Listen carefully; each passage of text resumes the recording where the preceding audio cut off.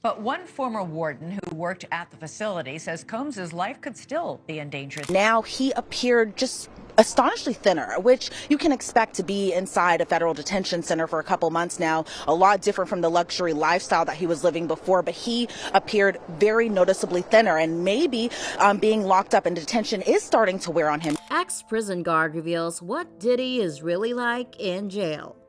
From a life of wealth and fame to a federal prison in New York City, where living conditions are described as horrific and hell on earth, Sean Diddy Combs is in trouble, and according to an ex-warden, things are about to get even worse.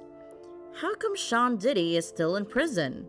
At the moment, the well-known rapper is the target of numerous lawsuits from over 24 people. Many of his victims have accused him of abusing his power to commit illegal and reprehensible acts, including drugging, assaulting, and taking advantage of others. One of his most recent charges concerned 2 men who were allegedly manhandled by Diddy while they were still minors. These young men hoped that Diddy would help them launch their careers when they first met, according to the story. However, this was not the case, as they were assaulted. Diddy continues to deny these allegations, including the federal indictment against him and the lawsuits. So what exactly is the case about? Diddy was arrested on Monday, September 16, in a New York hotel for racketeering, forced trafficking, and transportation for prostitution. Many federal prosecutors have accused Diddy of running a criminal syndicate where he abused, threatened, and coerced women and others around him to fulfill his lustful desires, protect his reputation, and conceal his conduct. According to detailed reports, Diddy has used substances, violence, and his influence to lure his victims into prolonged intimate encounters, commonly known as orgies.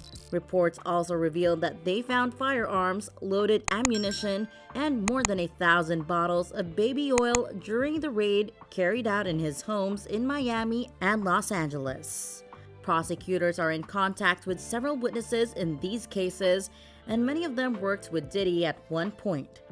As of now, several individuals have filed lawsuits against Diddy, and there is still the possibility of additional charges being brought against him. Currently, he is still at the Brooklyn Metropolitan Detention Center, awaiting trial. What's Diddy's prison like? In Brooklyn or Manhattan, the MDC houses both male and female prisoners pending trial, with more than 1,000 prisoners.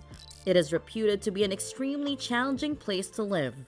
You have a desk, you have a plastic chair, you have your bed with a 1.5-inch mattress, no pillow, and you also have a locker. So you basically have 3 feet by 5 feet to move around. So you have a basic 15 square feet. It is a horrible, horrible place.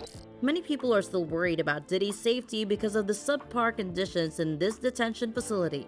Inmate violence and acute staff shortages are 2 more well-known issues at MDC. This facility is the only federal correctional facility in New York City, having opened for business in the 1990s. A few months after, Jeffrey Epstein, a multi-billionaire and suspected trafficker, took his own life in 2019. The Federal Bureau of Prisons closed its Manhattan complex. According to the Associated Press, MDC Brooklyn has housed a number of celebrities, including singer R. Kelly, Martin Shkreli, also known as Pharma Bro, socialite Ghislaine Maxwell, cryptocurrency fraudster Sam Bankman-Fried, and rapper Fetty Wap. The 26-year-old Luigi Mangione has been in MDC since his arrest in December on suspicion of killing Brian Thompson, the CEO of United Healthcare. According to the New York Post, Combs has been upset and throwing tantrums because Mangione is getting more attention from other inmates, stealing the spotlight from the rapper. See, listen. Reports from sources inside Metropolitan Center say Diddy is furious that alleged CEO murderer Luigi Mangione is getting more attention behind bars. Diddy has allegedly been throwing tantrums, claiming he is innocent of sex trafficking, yet he continues getting so much hate inside the lockup, while Luigi gets so much love. Ex-prison guard finally speaks about Diddy's prison condition. In a recent interview with News Nation, Cameron Lindsay, a former warden at the MDC, expressed reservations about Mr. Combs staying at the facility. Well, it's been a number of years since I've been in the Metropolitan Detention Center, but what I can tell you is New York City, being the biggest, most populated city in America, the MDC has a difficult time recruiting and retaining staff. So one of the key issues is the lack of staffing. Staffing has been a huge problem in the MDC. According to Cameron, there seems to be a disproportionate element of corruption within the ranks of the MDC. As for Diddy's safety, this is what he has to say. Yes, in my humble estimation, his life, his safety is in jeopardy in any correctional lockup right now. Thankfully, Sean seems to be in a special housing unit. Notwithstanding, it's still not a good place to be. This special housing unit is always on lockdown 24 hours. For a man who has been accustomed to a life of freedom, this is going to be a huge culture shock for Diddy. The MDC is, I've used the word austere a lot, but it's austere, it's strict, it's impersonal, it's cold, and it is a very tough place to be detained. Inmates of MDC are entitled to 1 hour of break per day, 3 showers a week, and he's also expected to clean his room every day. Aside from social and legal visits, Diddy will be in the cell for 23 hours every day. So how is Diddy right now? Aside from looking thin and having a mental breakdown during the holidays, Diddy appears to be doing well in prison.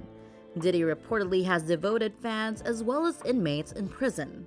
Yeah, that's not necessarily uncommon, especially for someone of his celebrity status, especially if he's being housed with individuals that aren't a threat to him or he's not a threat to them.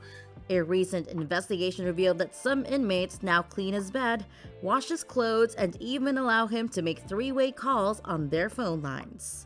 It's not just making the bed and making him meals or snacks, though. Prosecutors actually say that P. Diddy has paid off some of these other inmates so that he can use their phone accounts. Because obviously, if he's using his own account, it could be monitored, it would be recorded likely. So if he's using other people's accounts, maybe the prosecutors wouldn't be able to hear what he was saying. Well, this may still land him in trouble. But I just don't really understand why Mr. Combs is using this strategy, because these calls are going to be monitored. You know, these calls are going to be looked at. So I really don't understand I understand why he's doing it, you know, for whatever purpose he's trying to evade. These calls will be recorded, but at the same time, he has to be self-aware enough to realize that the jail staff and as well as the prosecution team is going to want to know who's making calls, the name of the software. But there's software that the agency utilizes to see what we call the degrees of separation. So you can see which person is sending different individuals in these lockups money, and you can see who's all contacted. So even if some of his associates or family is sending money to these individuals that are helping him use these phone calls, all the stuff is easily traced back. So obviously he's not understanding the rules and regulations and of the processes that the agency uses to monitor this type of behavior. Who exactly are his accusers? The first person who told the world about Diddy's true native was Cassie Ventura, also known as Cassie.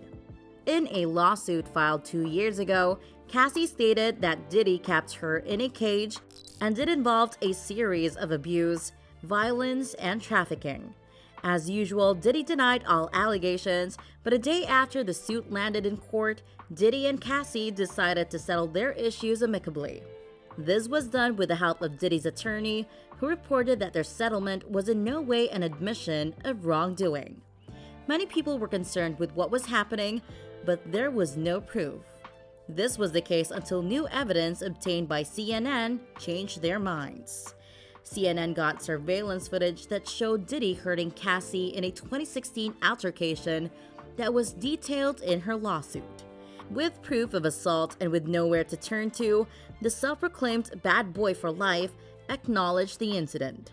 2 days after this video came out, we saw Diddy admitting to his wrongdoing, saying he was disgusted by what he did.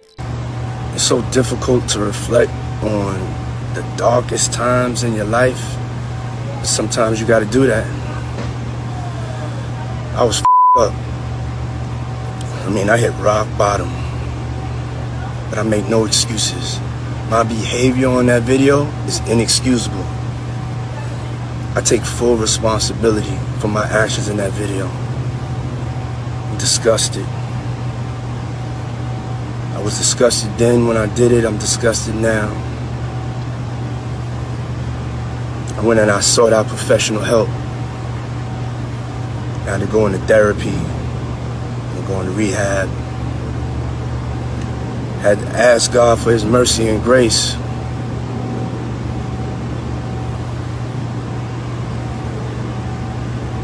I'm so sorry. But I'm committed to be a better man each and every day. I'm not asking for forgiveness.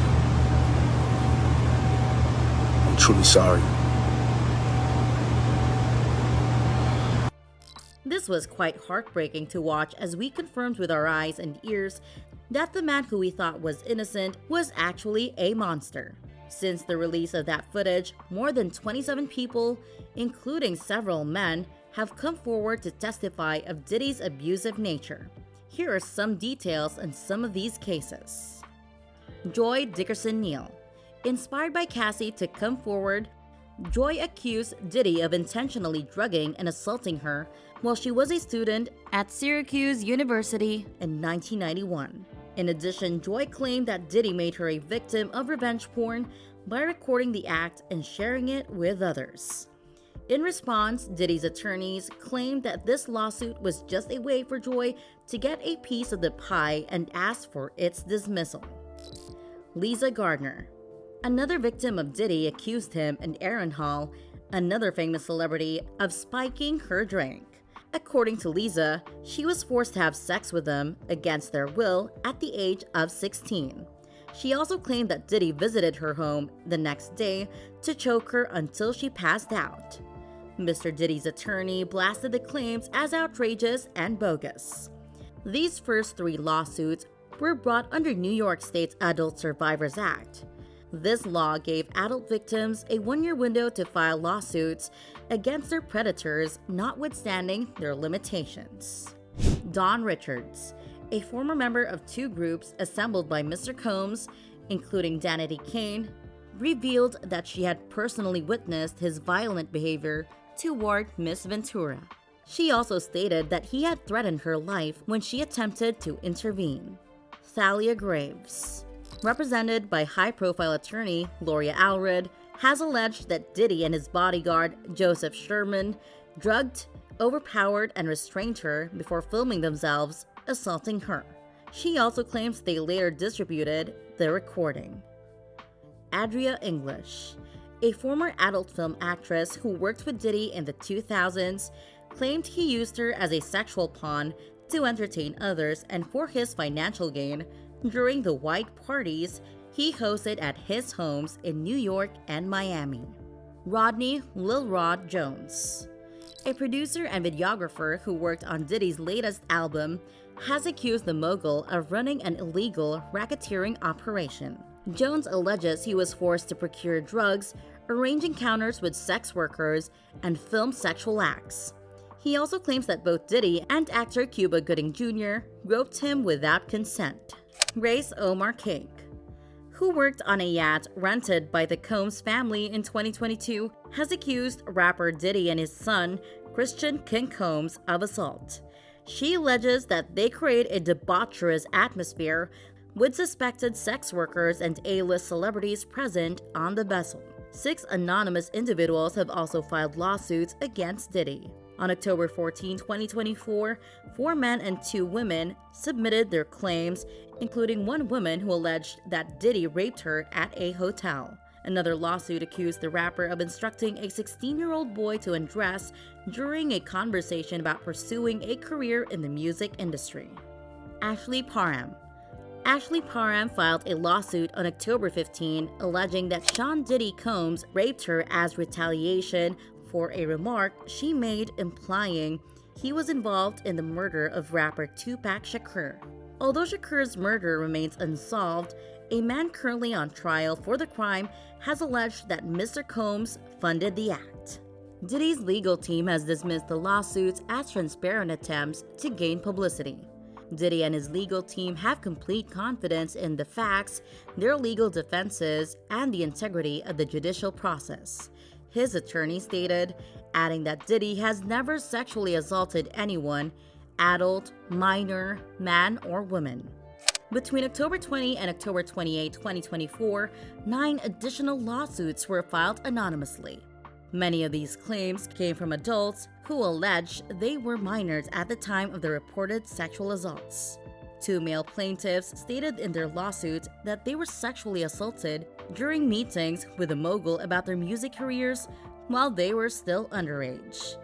Several lawsuits also mentioned that the incidents occurred during some of Diddy's infamous parties. On November 19, 5 more anonymous lawsuits were filed against Diddy by 3 men and 2 women.